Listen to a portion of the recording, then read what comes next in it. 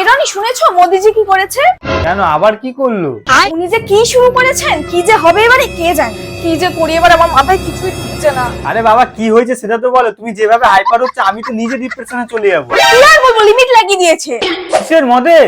আরে না, তাহলে তো আমি বেঁচেই যেতাম।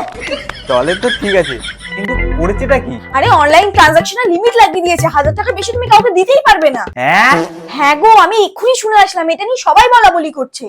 দূর, এরকম আবার হয় নাকি? কোথা থেকে সব ভুলভাল খবর শুনে এসছো? আমার কথা তো তোমার কোনোদিনও বিশ্বাস হবে না। তুমি নিজেই চেক করে দেখো আমার ফোনে 1000 টাকার বেশি পাঠিয়ে দেখো যাচ্ছে কিনা। হ্যাঁ সে তো আমি করবোই। কারোর কথা আমার এমনি বিশ্বাস হয় না, তোমার কথা আমার আরোই বিশ্বাস হয় না। আমি চেক করছি। হ্যাঁ দেখো না, বলছি তো দেখো।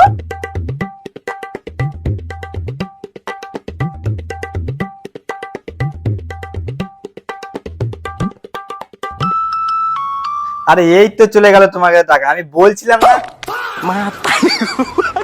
আরে কোথায় চলে গেলে?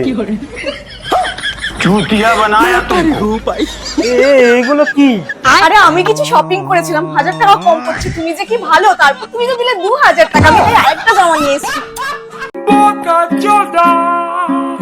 का कारण नरेंद्र मोदी है।